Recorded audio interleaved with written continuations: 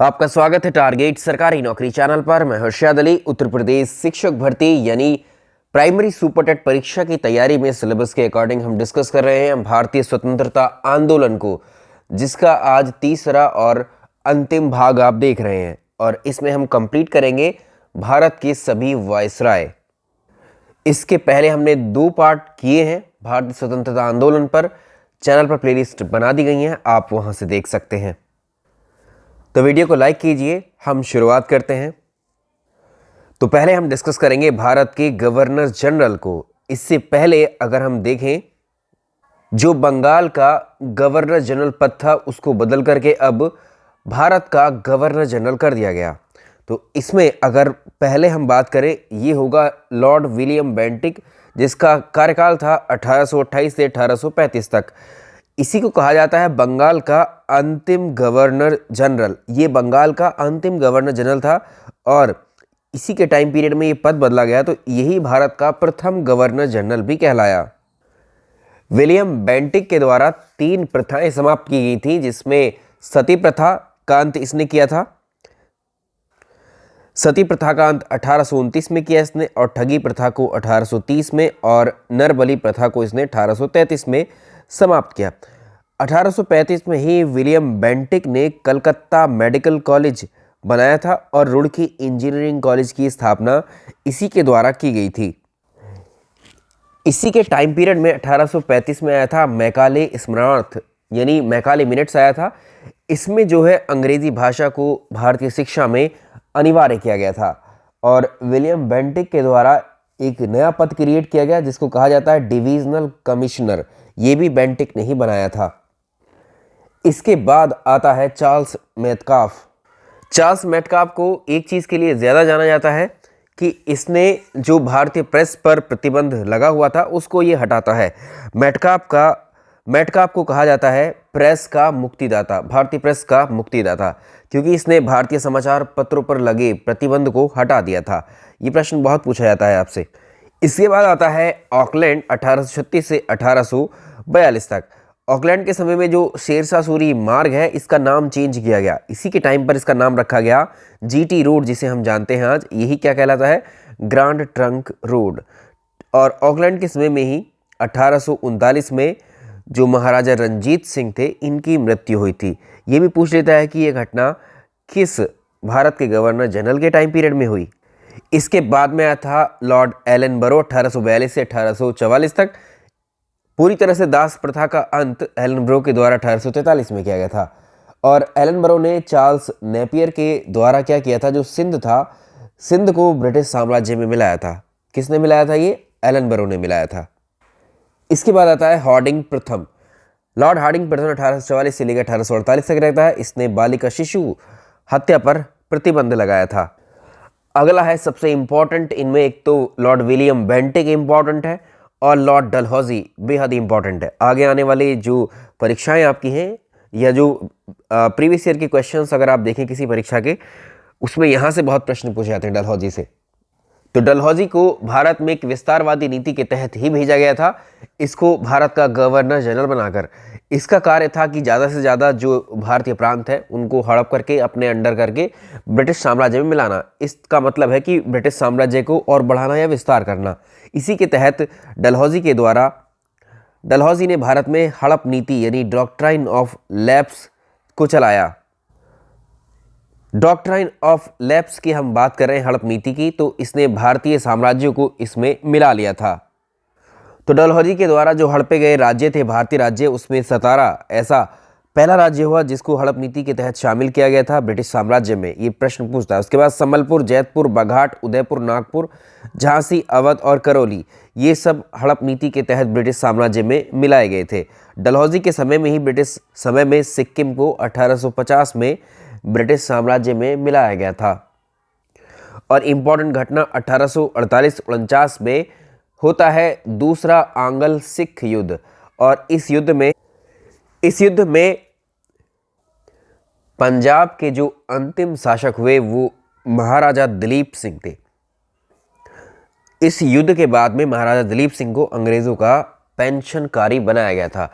और इसके बाद में 1849 में जो कोहिनूर हीरा इनके पास था वो महारानी विक्टोरिया को गिफ्ट करवा दिया गया था। तो भारत में अगर अंतिम बार आपसे पूछे कोहिनूर हीरा किसके पास था, तो आंसर होगा भारत में अंतिम बार कोहिनूर हीरा महाराजा दिलीप सिंह के पास था। डलहौजी के समय में हुआ था 1852 में सेकेंड वर्मा युद्ध। इसके तहत वर्मा को ब्रिटिश साम्राज्य में मिलाया गया था। ये वर्ष याद रखेंगे और डलहौजी के समय में हुआ था ये याद रखेंगे। डलहौजी के द्वारा ही शिमला को अंग्रेज़ों की ग्रीष्मकालीन राजधानी बनाया गया था और 1854 में चार्ल्स वुड्स डिस्पैच भारत आया था और इसमें भारतीय शिक्षा में सुधार करने के लिए इसको भेजा गया था। इसके तहत हर एक प्रांत में जो है एक शिक्षा विभाग की स्थापना का प्रावधान किया गया, जिसके तहत एक निदेशक, एक डायरेक्टर की नियुक्ति का भी प्रावधान था। तो इसी को चार्ल्स वुड्स डिस्पैच को भारतीय शिक्षा का मैग्ना कार्टा भी कहा जाता है। ये अपने आप में सारे प्रश्न हैं। डलहौजी ने ही 16 अप्रैल 1853 में भारत में पहली ट्रेन चलाई, जो कि बम्बई से ठाणे के बीच में चली थी 34 किलोमीटर लंबे रूट पर। तो डलहौजी के समय में बहुत सारे कार्य किए गए थे जो आपको याद रखने हैं। इसी ने भारत में जो है तार सेवा, टेलीग्राम सर्विसेज की शुरुआत की थी। इसको अगर हम याद रखें, तार सेवा जो है इसने कलकत्ता से आगरा तक में शुरू की थी और ये वर्ष 1853 में शुरू की गई थी। 1854 में भारतीय डाक अधिनियम इसी के टाइम पीरियड में आया था, इंडियन पोस्ट एक्ट, जिसके तहत भारत में जो डाक विभाग है, इंडियन पोस्ट डिपार्टमेंट, और जो पोस्टेज टिकट्स होते हैं, जो डाक टिकट होते हैं, उनकी शुरुआत भी की गई थी। तो आपसे पूछे डाक टिकट की शुरुआत भारत में किसके द्वारा की गई थी? डलहौजी के द्वारा की गई थी। डलहौजी के द्वारा 1854 में जो पब्लिक वर्क जो डिपार्टमेंट है, लोक निर्माण विभाग, इसकी भी स्थापना इसी ने की थी। इसी के टाइम पीरियड में आया था चार्टर अधिनियम 1853 का, जिसके तहत भारत में जो नागरिक सेवा है, भारतीय नागरिक सेवा जिसको हम इंडियन सिविल सर्विसेज कहते हैं, इसकी लिखित परीक्षा की शुरुआत करवाई गई थी। और इसी के समय में, डलहौजी के समय में ही एक बिल पेश किया गया था, विधवा पुनर्विवाह बिल। विधेयक इसके समय में पेश किया गया था। ये कानून कैनिंग के समय में बनता है आगे। अनअकैडमी पर आप मेरी क्लासेस ले सकते हैं, लाइव क्लासेस चलती हैं मेरी पीसीएस के लिए। इसके अलावा पीसीएस के लिए जीएस पेपर 1 की टेस्ट सीरीज चल रही है। स्कॉलरशिप टेस्ट है ये, इसमें रैंक 1 आप लाते हैं तो अनअकैडमी के सारे कोर्स आपको फ्री में मिल जाते हैं 1 साल के लिए। और सबसे इम्पॉर्टेंट आपके लिए अभी एक कंप्लीट कोर्स आया है लोअर पीसीएस के लिए, लोअर पीसीएस 2022 के लिए। इसकी ओरिएंटेशन क्लास है आज 12 बजे, ठीक है। इसको आप ज्वाइन कर लेंगे। और 8 से 11 फरवरी के बीच में मिनी कोर्स चल रहा है, फ्री मिनी कोर्स है लोअर पीसीएस का, इसको आप ले सकते हैं। इसके अलावा यूपी कांस्टेबल बैच की फ्री टेस्ट सीरीज चल रही है, इसको आप ज्वाइन कर सकते हैं। यूपी मंत्रा चैनल पर यूट्यूब के आपको मेरी लाइव क्लास मिलती है शाम 7 बजे। शाम 7 बजे यूपी मंत्रा पर आप आ जाया करें, ठीक है। और उस वीडियो का लिंक शाम 7 बजे के लाइव इवेंट का आपको डिस्क्रिप्शन में भी मिल जाएगा। इसके अलावा बैच कोर्सेस भी हैं अनअकैडमी के, वीडियो एग्ज़ाम के लिए हैं, जो कि 11 फरवरी से स्टार्ट हो रहा है। इसके अलावा आपके लिए ऑलरेडी चल रहा है रेजोल्यूशन बैच यूपी कांस्टेबल का, लेखपाल का, जिसमें मेरी भी क्लासेस चल रही हैं। और लोअर पीसीएस के लिए कंप्लीट बैच शुरू हो रहा है 11 फरवरी से। इन सभी कोर्सेज को आप अवेल कर सकते हैं फ्री में भी और डायरेक्टली प्लस सब्सक्रिप्शन में आकर के भी। तो इसमें डायरेक्टली प्लस सब्सक्रिप्शन में आकर आपको अगर आप देखें तो इसमें 1 मंथ, 3 मंथ, 6 मंथ अलग अलग सब्सक्रिप्शन है। तो आप यहाँ पर आई अली 10 ये रेफरल कोड यूज़ करेंगे तो आपको 10% का डिस्काउंट मिल जाएगा। आई अली 10 ये रेफरल कोड है और इस पर आज आपके लिए ऑफर भी है। अगर आप 6 मंथ का सब्सक्रिप्शन लेते हैं तो 1 मंथ का आपको एक्स्ट्रा मिलता है। इसके बाद में जो पद की शुरुआत की जाती है वो होते हैं भारत के वायसराय, ठीक है। अब हम भारत के वायसराय को डिस्कस करेंगे 1856 से 1862 तक। तो भारत का अंतिम गवर्नर जनरल कौन हुआ? लॉर्ड कैनिंग हुआ। और यही भारत का प्रथम वायसराय भी कहलाएगा, कैनिंग। हमने इस तरह के प्रश्न कम से कम 3 ये पद जो चेंज हुए हैं, इन पदों पर 3 व्यक्तियों के नाम आपको ज़रूर याद रखने हैं जो आपको बता दिए गए हैं, ठीक है। जहाँ जहाँ पर ये चेंजेस हुए हैं वो ज़रूर याद रखने हैं, ये प्रश्न पूछ लेता है आपसे। और जो विधवा पुनर्विवाह बिल की हम बात कर रहे थे, जो कि डलहौजी के समय में आया था, वो इसके समय में एक्ट बन जाता है, वो कानून बन जाता है 1856 का। और इसके साथ ही कैनिंग की अगर हम बात करें, क्योंकि कैनिंग के समय में जो घटनाएं हुई बहुत इंपॉर्टेंट है। तो 1856 में कैनिंग के समय में स्थापना हुई थी कलकत्ता यूनिवर्सिटी की। 3 यूनिवर्सिटी बनाई गई, मद्रास यूनिवर्सिटी, बॉम्बे यूनिवर्सिटी। और इसके अलावा भारत शासन अधिनियम 1858 भी आया था। इसके तहत एक नया पद क्रिएट किया गया था, महालेखा परीक्षक यानी ऑडिटर जनरल का पद क्रिएट किया गया था। इसके समय में जो और महत्वपूर्ण घटनाएं हुई उसमें इसी के समय में भारत में पहली बार जो है पहला भारतीय बजट पेश किया गया था। जेम्स विल्सन के द्वारा इस बजट को पेश किया गया था। और 1861 में कैनिंग के समय में भारतीय उच्च न्यायालय अधिनियम इंडियन हाई कोर्ट एक्ट आया था, जिसके तहत भारत के अंदर 3 अलग अलग प्रांतों में हाई कोर्ट्स की स्थापना की गई थी। कलकत्ता उच्च न्यायालय, मद्रास उच्च न्यायालय, बम्बई उच्च न्यायालय, इनकी स्थापना की गई 1861 में।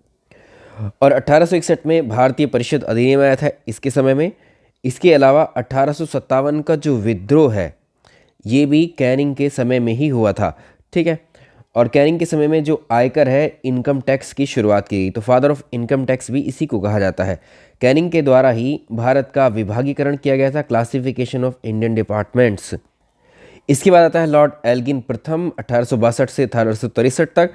इनके कार्यकाल में जो है ज़्यादा इतने खास कार्य नहीं होते हैं जो परीक्षा में आते हैं, लेकिन आप इनका टाइम पीरियड ज़रूर याद रख सकते हैं।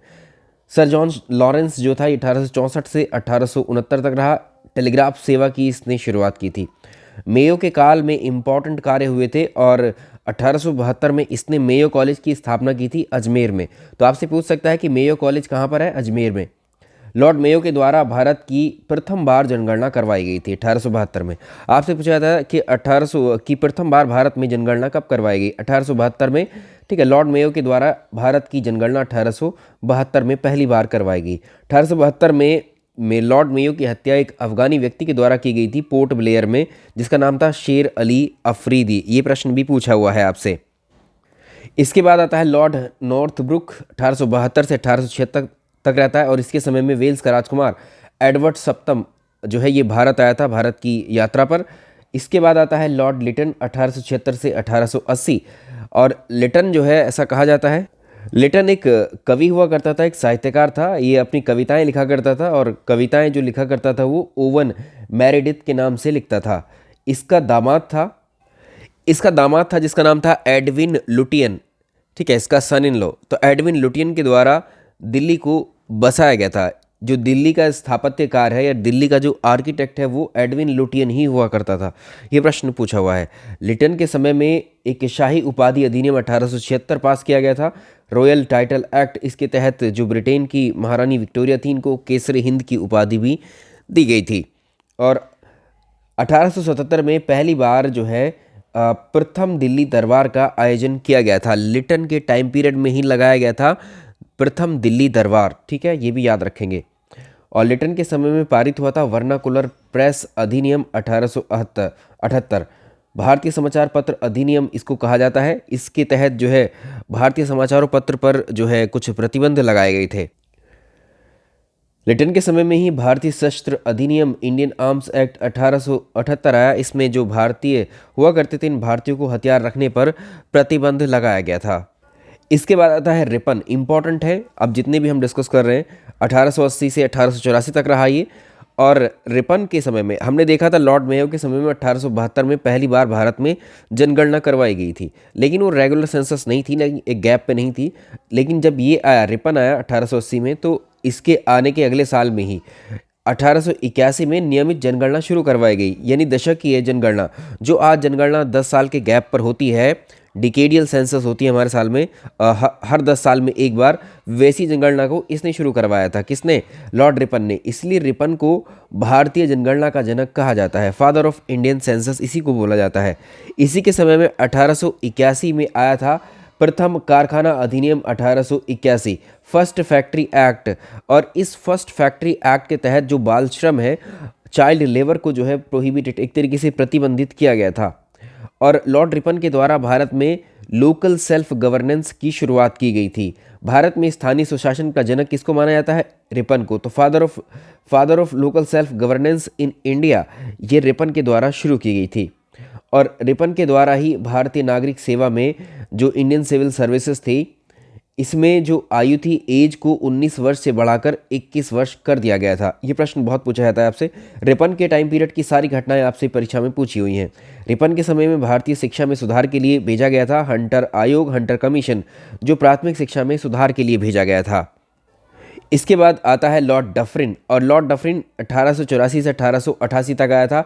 ये प्रश्न बहुत पूछा जाता है कि कांग्रेस की स्थापना किस वायसराय के टाइम पीरियड में हुई थी, तो ये था डफरिन के टाइम पीरियड में हुई थी, 85 में हुई थी। और इसकी स्थापना, कांग्रेस की स्थापना एओ ह्यूम के द्वारा की गई थी। लॉर्ड लैंसडाउन 1888 से 1894 में आया था। लैंसडाउन के समय में दूसरा कारखाना अधिनियम 1891 में आया था, और इस अधिनियम के तहत जो महिलाएं हुआ करती थीं, उन महिलाओं को दिन में 11 घंटे से अधिक कार्य करने पर रोक लगाई गई थी। इसके बाद आया था भारतीय परिषद अधिनियम 1892 में, इसी के समय में, जिसके तहत भारत में पहली बार जो है अप्रत्यक्ष मतदान प्रणाली को अपनाया गया और भारतीयों को बजट पर बहस करने के लिए भी अधिकार दिए गए। इसके बाद आता है लॉर्ड एल्गिन द्वितीय 1894 से 1899 में। तो 1896 में कांग्रेस के एक अधिवेशन में पहली बार वंदे मातरम गाया गया था। उस समय एल्गिन द्वितीय ही था वायसराय, जो बंकिम चंद्र चटर्जी के द्वारा लिखा गया था। लॉर्ड कर्जन को आप जानते हैं, इसके समय की कुछ घटनाओं को भी आप जानते हैं। ये भी बड़ा इंपॉर्टेंट है क्योंकि इसके समय में बहुत सारे ऐसी घटनाएं, ऐसे रिफॉर्म्स किए गए थे जो परीक्षा में पूछ लिए जाते हैं। लॉर्ड कर्जन जो है 1899 से लेकर 1905 तक जो है वायसराय रहा था, और ये भारत का सबसे अप्रिय वायसराय माना जाता है इसको। भारत के खिलाफ बहुत सारे कार्य इसने किए थे। लॉर्ड कर्जन के समय में 1992 में आया था पुलिस आयोग, पुलिस कमीशन, ये भी याद रखेंगे। 1904 में कर्जन के द्वारा क्रिमिनल इन्वेस्टिगेशन डिपार्टमेंट, जिसे हम सीआईडी के नाम से जानते हैं, सीआईडी की स्थापना कर्जन के द्वारा ही की गई थी। कर्जन के द्वारा ही सिंचाई विभाग यानी इरिगेशन डिपार्टमेंट की भी स्थापना की गई थी। तो ये भी पूछ सकता है, इरिगेशन डिपार्टमेंट, सीआईडी किसने जो है, पुलिस कमीशन, ये किसके समय में आए थे? ये सब कर्जन के टाइम पीरियड में है। कर्जन के द्वारा 1904 में पूसा कृषि अनुसंधान दिल्ली में जो है इसकी स्थापना की गई थी। कर्जन के द्वारा ही 1905 में रेलवे बोर्ड का भी गठन किया गया था, और 1905 में कर्जन के प्रयासों से ही भारत में जो आज हम देखते हैं भारतीय पुरातत्व सर्वेक्षण, आर्कियोलॉजिकल सर्वे ऑफ इंडिया, ये बनाया गया था। और 1905 में कर्जन के द्वारा बंगाल का विभाजन, इस घटना को आप सभी जानते हैं। बंगाल का विभाजन किसने किया था? कर्जन ने किया था, 1905 में किया था, पार्टीशन ऑफ बंगाल। अगला है लॉर्ड मिंटो सेकंड, ये 1905 से 1910 तक रहा था। मिंटो सेकंड के समय में जो है मुस्लिम लीग की स्थापना की गई थी, और 1907 में कांग्रेस का विभाजन इसी के टाइम पीरियड में हुआ। 1907 में ही मिंटो सेकंड के टाइम पीरियड में ही मार्ले मिंटो सुधार अधिनियम आया था। इसके बाद आता है लॉर्ड हार्डिंग द्वितीय, 1911 में जॉर्ज पंचम भारत आता है, और दिल्ली में इसके समय में तीसरा दिल्ली दरबार लगता है। ठीक है, ये भी लॉर्ड हार्डिंग द्वितीय के समय। ये पूछा जाता है किसके समय में दिल्ली को जो है भारत की नई राजधानी बनाया गया था? उस समय लॉर्ड हार्डिंग वायसराय था, जब दिल्ली को 1911 में भारत की नई राजधानी बनाया गया था। इसी के टाइम पीरियड में शुरू होता है पहला विश्व युद्ध, 1914 से 1918 तक चलता है। 9 जनवरी 1915 को इसी के टाइम पीरियड में गांधी जी दक्षिण अफ्रीका से भारत लौटते हैं, और 9 जनवरी के दिन ही हम मनाते हैं भारतीय प्रवासी दिवस। और इसी के समय में हार्डिंग द्वितीय के समय में ही बनारस हिंदू विश्वविद्यालय बीएचयू की स्थापना की गई थी पंडित मदन मोहन मालवीय जी के द्वारा। यहाँ के बाद जो वायसराय हैं उनके टाइम पीरियड की जो घटनाएं हैं, इन घटनाओं का क्रम आपको याद रखना है। उसके बाद आया था लॉर्ड चैम्सफोर्ड 1916 से 1921 तक। तो 1916 में होम रूल लीग की स्थापना की गई। 1916 में लखनऊ समझौता हुआ, चैम्सफोर्ड के समय में हुई ये सारी घटनाएं। 1917 में चंपारण सत्याग्रह हुआ, 1918 में खेड़ा सत्याग्रह, 1918 में अहमदाबाद मिल मजदूर आंदोलन हुआ, 1919 में खिलाफत आंदोलन, 1919 में मॉन्टेग्यू चैम्सफोर्ड सुधार अधिनियम, 1919 में रॉलेट एक्ट आया था, 1919 में जलियांवाला बाग, 1920 में असहयोग आंदोलन। ये सारे के सारे हम जो है आधुनिक भारत के, जब हम गवर्नर्स को डिस्कस कर लेंगे उसके अगले हिस्से में, जैसे कांग्रेस की स्थापना भी हम डिस्कस करेंगे, 1857 की क्रांति हम डिस्कस करेंगे, भारत में यूरोपियों का आगमन डिस्कस करेंगे। ये सारे टॉपिक्स आपके आगे आएंगे। अभी आप ये देख लीजिए कि जिस समय ये वायसराय था उस समय कौन सी घटनाएं घटित हुई। डायरेक्टली आपको इनके क्रम पूछता है इन घटनाओं के, कि कौन सी घटना किस क्रम में हुई है, या इनको सुमेलित कीजिए। इसके बाद आया था लॉर्ड रीडिंग 1921 से 1926। इसके समय में, लॉर्ड रीडिंग के समय में चोरा कांड की घटना हुई थी। 1922 में असहयोग आंदोलन को वापस लिया गया था गांधी जी के द्वारा। 1923 में स्वराज पार्टी की स्थापना की गई थी। 1925 में काकोरी कांड की घटना हुई थी, और 1925 में ही लॉर्ड रीडिंग के समय में राष्ट्रीय स्वयंसेवक संघ यानी आरएसएस की स्थापना की गई थी नागपुर में। इसके संस्थापक केशव बलिराम हेड गेवार थे। ठीक है, 1922 में आईसीएस की परीक्षा भारत में शुरू करवाई गई थी इसके समय में। इसके बाद आता है लॉर्ड इरविन 1926 से 1931 तक। लॉर्ड इरविन के समय में जो है साइमन कमीशन भारत आता है, फिर नेहरू रिपोर्ट पेश की जाती है इसके समय में, असेंबली बम कांड होता है 1930 में इसी के समय में, सविनय अवज्ञा आंदोलन 1930 में, और प्रथम गोलमेज सम्मेलन गांधी इरविन समझौता 1931 में, जो लॉर्ड इरविन के समय में ही हुआ था। इसके बाद आता है वेलिंगटन 1931 में द्वितीय गोलमेज सम्मेलन इसी के टाइम पीरियड में होता है। ये पूछा जाता है आपसे कि द्वितीय गोलमेज सम्मेलन के दौरान भारत का वायसराय लॉर्ड वेलिंगटन था। पूना समझौता 1932 में होता है इसी के समय में। तृतीय गोलमेज सम्मेलन भी इसी के टाइम पीरियड में होता है। 1935 में आया था भारत शासन अधिनियम। ये पूछ लेता है आपसे कि किसके टाइम पीरियड में आया था, ये लॉर्ड वेलिंगटन के। इसके बाद में आया था लॉर्ड लिनलिथगो, 1936 से 1944 तक रहा था ये वायसराय। तो प्रथम प्रांतीय चुनाव इसके टाइम पीरियड में किए गए थे। द्वितीय विश्व युद्ध इसी के टाइम पीरियड में शुरू हुआ था। फॉरवर्ड ब्लॉक की स्थापना भी इसी के टाइम पीरियड में हुई। अगस्त प्रस्ताव, व्यक्तिगत सत्याग्रह, क्रिप्स प्रस्ताव, भारत छोड़ो आंदोलन, ये सारी घटनाएं लॉर्ड जो है लिनलिथगो की समय की हैं। तो आपको ये जो आपको वर्ष दिए गए हैं, इन वर्षों को ज़रूर याद रखना है। ये घटनाएं जब अभी हम इसका अगला हिस्सा शुरू करेंगे सब आपको कंप्लीट हो जाएंगी। इनको डिटेल में हमको पढ़ना है। जितनी भी ये घटनाएं आपको यहाँ पर हमने गवर्नर्स के टाइम पीरियड में कराई हैं, क्योंकि हमने पहला ही टॉपिक गवर्नर और उनके समय में हुई घटनाओं को ले लिया है। ठीक है, तो हम जो है भारत में जो है यूरोपियों के आगमन से लेकर के आगे का सारा डिस्कशन करेंगे। इसके बाद में आता है लॉर्ड वेवेल, 1944 से 1947 तक रहता है। 1945 में द्वितीय विश्व युद्ध इसी के समय में समाप्त होता है और 1946 में कैबिनेट मिशन प्लान वेवेल के समय में आता है। प्रथम अंतरिम सरकार का गठन भी इसी के समय में होता है और भारतीय स्वतंत्रता आंदोलन की घोषणा 1947 में लॉर्ड वेवेल के समय में ही की जाती है। इसके बाद में आता है अंतिम लॉर्ड माउंटबेटन, 1947 से 1948। ये भारत का अंतिम वायसराय होता है। इसी के समय में माउंटबेटन प्लान आता है, डिकी बर्ड प्लान भी आता है। भारतीय स्वतंत्रता अधिनियम 1947 इसी के समय में आता है। तो स्वतंत्र भारत में भारत के अंतिम गवर्नर जनरल कौन थे? सी राजगोपालाचारी, जो माउंटबेटन के बाद में बनाए जाते हैं। 1948 से 1950 तक बने थे। तो भारत के अंतिम गवर्नर जनरल कौन हुए? सी राजगोपालाचारी। भारत का अंतिम वायसराय कौन हुआ? Lord Mountbatten. तो ये तो हुआ भारत, ये टॉपिक हमारा आज कंप्लीट होता है। बंगाल के गवर्नर, बंगाल के गवर्नर जनरल, भारत के गवर्नर जनरल, उसके बाद भारत के वायसराय, यहाँ तक ये टॉपिक हो जाता है कंप्लीट। ठीक, तो ये आपने पढ़ लिया होगा। इसके बाद जो है आधुनिक भारत के इतिहास का कोई दूसरा टॉपिक हम शुरू करेंगे। बाकी हिंदी, सीडीपी और इनकी क्लासेस अब आपकी शुरू होने वाली हैं। ये टॉपिक का वेट कर रहे थे कि इन टॉपिक को कंप्लीट करा दिया जाए।